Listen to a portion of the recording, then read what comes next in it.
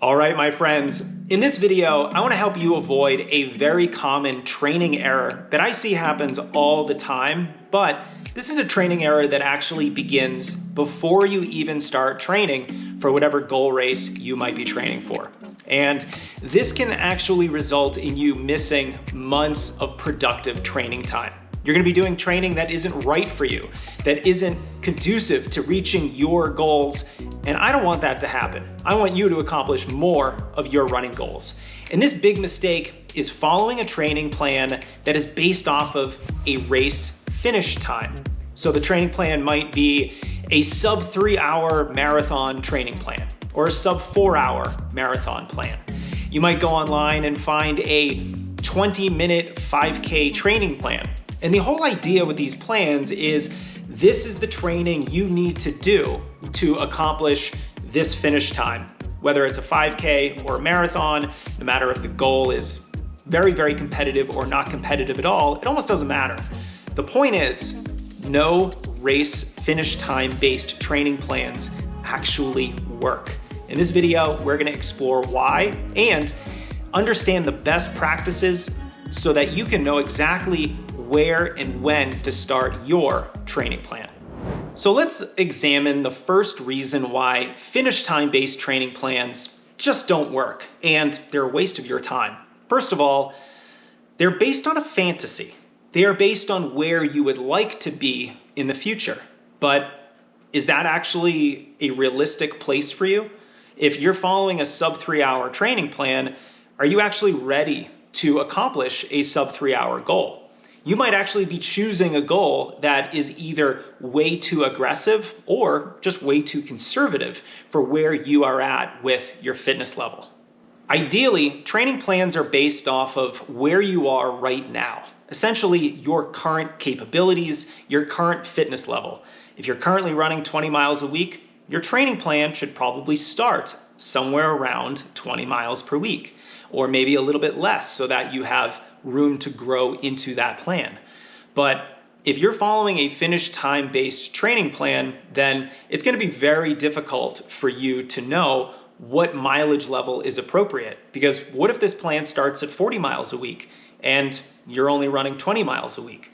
This plan is based on a future goal rather than on the current reality. And that's where these plans really miss the mark. They don't account for you and where you are right now. They only look forward to the future, even though that future not actually be realistic for you.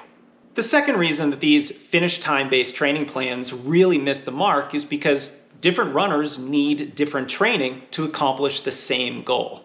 Now, let's say we're following a 7-minute mile training plan. I could take a month off and still run a 7-minute mile. That wouldn't be too difficult for me. And if I handed you a training plan of taking 4 weeks off and then there's a 1-mile race, that accomplished my goal. But that doesn't mean that that training plan is any good. Obviously not. So we can have one runner who basically doesn't need to train very much at all, and he'll still be able to accomplish the same goal. Whereas we might have another runner who could follow that plan and be nowhere near that finish time because different runners need different training. So even though you might be running 20 miles a week or 40 miles a week or even 50 or 60 miles a week, you might have the same finish goal as people at different mileage levels. You might have the same finish goal as someone who has a much faster 5K time than you, but you happen to be better at the longer races. So let's not put on a pedestal this idea of a finish time-based training plan. They don't respect where you are right now, and they don't respect the fact different runners need different types of training. And ultimately, your running, your training needs to begin with where you are right now, not based on where you'd like to be. You know, I'm not that big into supplements, but I do love AG1 by Athletic Greens. I consider it my nutrition insurance, helping me cover all my bases so I know I'm not missing out on anything my body needs, especially when I'm training really hard. I try to eat really well, but of course, AG1 is that extra security that gives me peace of mind over my diet. 1 scoop per day, and I'm getting 75 vitamins and minerals, prebiotics, probiotics, antioxidants, and adaptogens. You can try it out too at athleticgreens.com/Jason, and they're going to throw in a free year's worth supply of vitamin D and 5 free travel packs. Check it out at athleticgreens.com/Jason. All right, so we know that finish time-based training plans are based on a future fantasy rather than on your current fitness level. And now that we understand different runners need different training, so what works for you might not work for someone else, now we can talk about best practices. Now we can talk about all of the things you should actually pay attention to know if a training plan is right for you. So let's get started with how you choose a training plan and ideally how that plan reflects both where you are right now with your training capabilities and where you'd like to be on race day. Best practice rule number 1 is start where you are. Let's not start with where you'd like to be. Let's instead start with where you are right now. So for example, let's say you're running 25 miles a week. You'd like to run a marathon in 16 weeks, and your current long run is about 11 or 12 miles on the weekends. Well, your marathon plan should start about at that volume level. We're not going to start at 40 miles a week because you're not ready for that. We're not going to start at 10 miles a week because you can do more than that. Every good training plan should reflect at the very beginning your current fitness level. And if it doesn't, you're either asking too little of yourself or you're asking way too much of yourself. So if you're looking at a training plan and you're wondering, is this a good training plan for me? The first thing you should look at is the beginning mileage level and the beginning long run distance. If those are near where you're currently at, you have found an appropriate training plan for your current fitness level.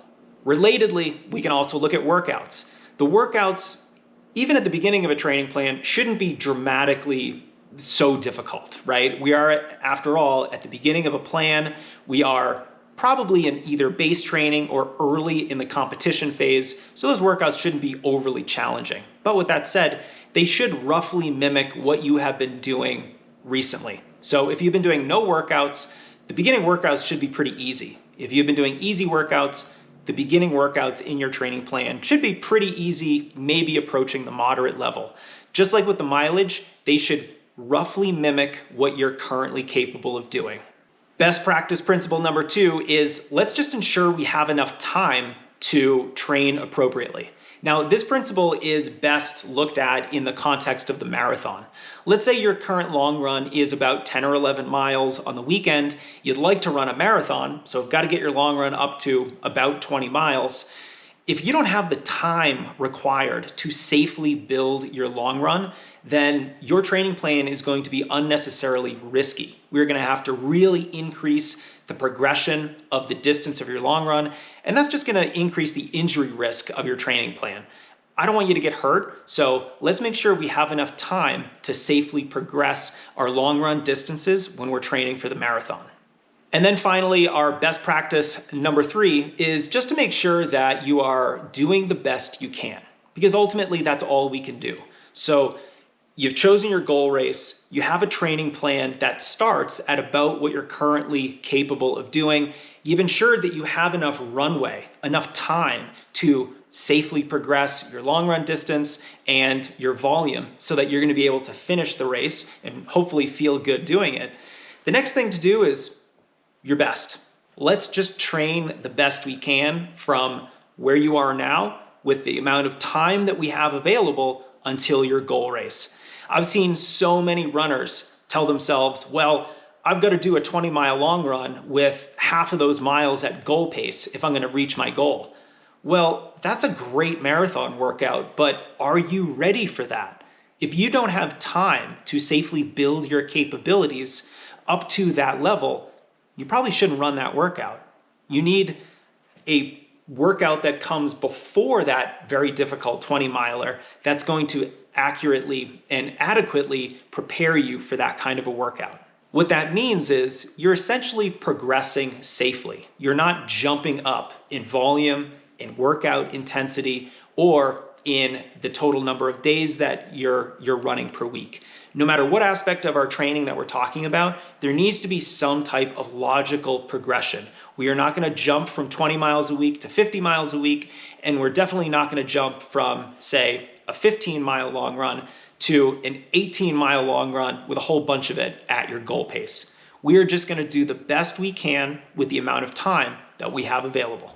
So there we go, runners. That is why you should avoid those finish time-based training plans. They don't really work. They don't respect where you're at right now, and they don't respect the fact that runners need different training based on their talent level and their current capabilities.